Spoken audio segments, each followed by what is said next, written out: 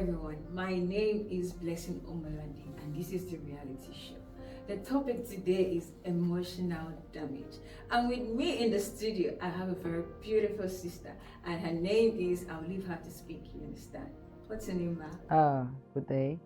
I'm Ruth Gwendolyn Banks, and I'm glad to be on the show. You're welcome, ma. So we're just going to go fast. What is emotional damage? Well, in my own understanding, emotional damage is the negative effect that trauma has on the person's well-being. Yeah. Negative effect. Mm-hmm. Wow. That means this topic is actually broad because you said it's a negative effect it has on someone's life. Yes. That means if you don't take care of it, it can affect your life. It can cut your life short. Sure. Oh, wow. So what are the causes? What are the causes of this emotional damage?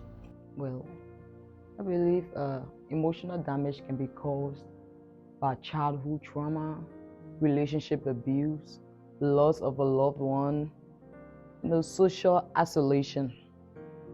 Yeah, it can be caused by that, and chronic stress as well. This is actually a broad topic because it's talking about family, it's talking about our normal life, it's talking about everything in general. Of course. So if you don't take care of this, it can cause havoc in your life. That's sure. It can cut your life short. So if you have this abuse or this trauma going on in your life, how can you contain it in relationship, in church, in businesses? Because I've heard a lot of people say things like, I can't go to church again because they damaged me in the church. I can't go to work again because they damaged me at work. I can't go to my family because my dad, my siblings, or relative abused me, and there's already trauma or damage in my mind. Okay, are we talking about overcoming it, or are we talking about if we ignore it or something? Talking about how to overcome this. How to overcome it? Well, to overcome emotional damage, first of all, I would say you should allow yourself to feel the feeling. Yes, when I say feel the feeling, you shouldn't judge yourself about what caused you emotional damage. People will blame like the childhood trauma stuff. Blame you and be like, oh, you are a rude child, so how can your parents abuse you? How can your parents hate on you while growing up and that? Don't judge yourself at that moment. Just allow yourself to feel the feeling.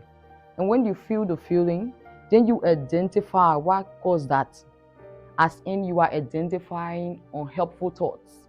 Is it anxiety? Is it anger? Is it depression? These things. When you identify it, then next you should love and allow yourself to be loved as well.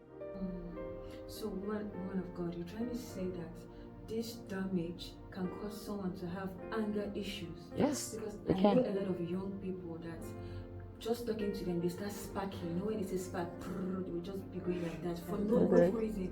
You're just even advising them, and all of a sudden they just burst open. Sure. So you're trying to say probably they've gone through one or two things in the past that they cannot even express or they've not overcome. Is that what you're trying to say? Yes.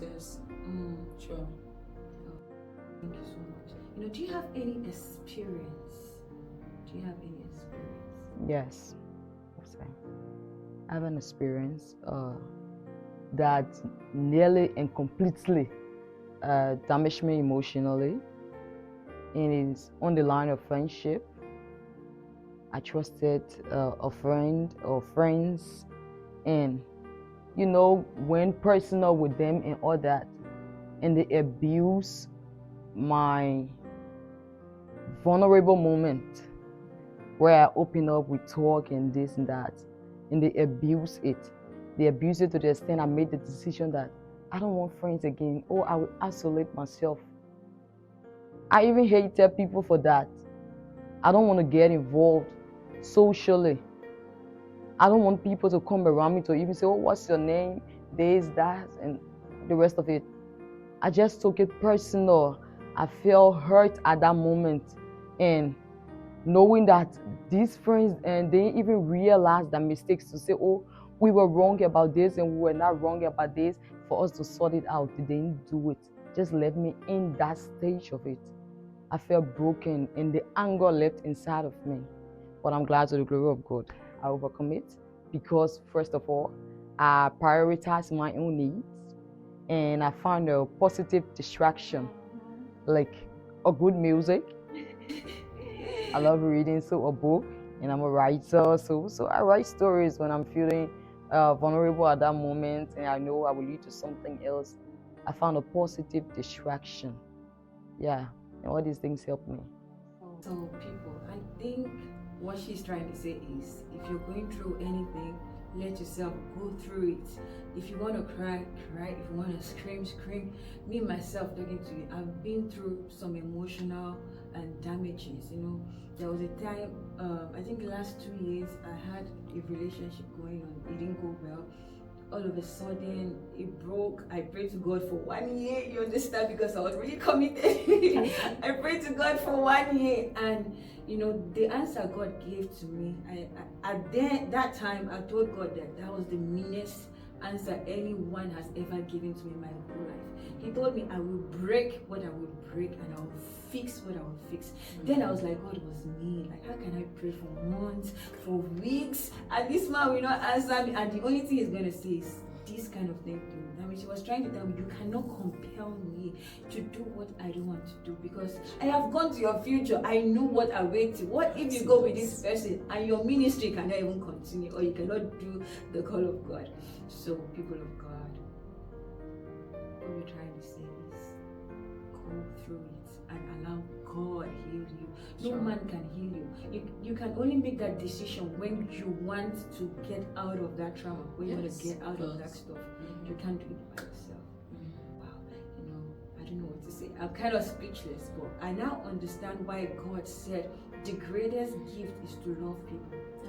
Love people without deceit. You said this thing is a long term.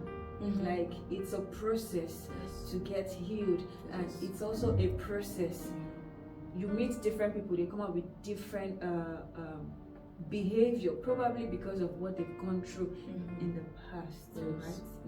That's why they can is it affect you or inflict it on you, right? It can affect you. It's a negative effect.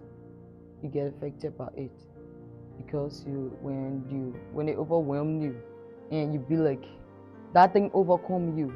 I would say, let me just use that word. When it overcome you and you allow yourself to go deeper into it, it destroys you.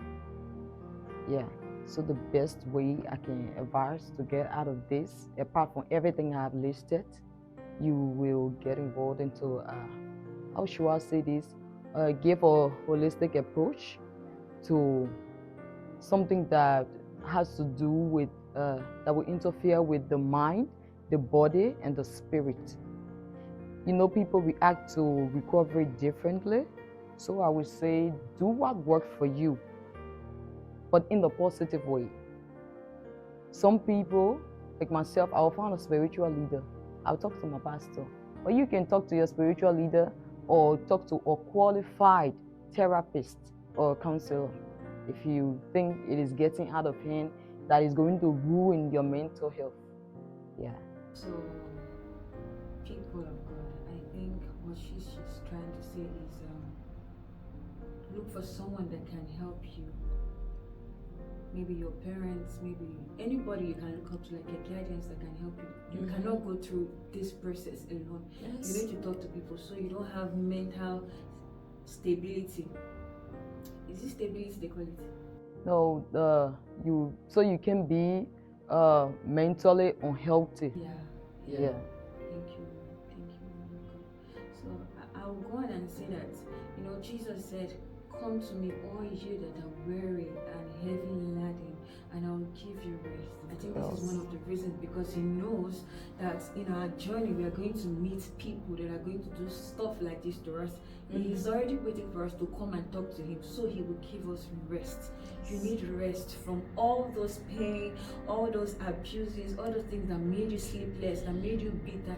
You need rest from all of those stuff. Come to Jesus. It's going to heal you. He's our healer. Thank you for watching this program. We just want to say thank you.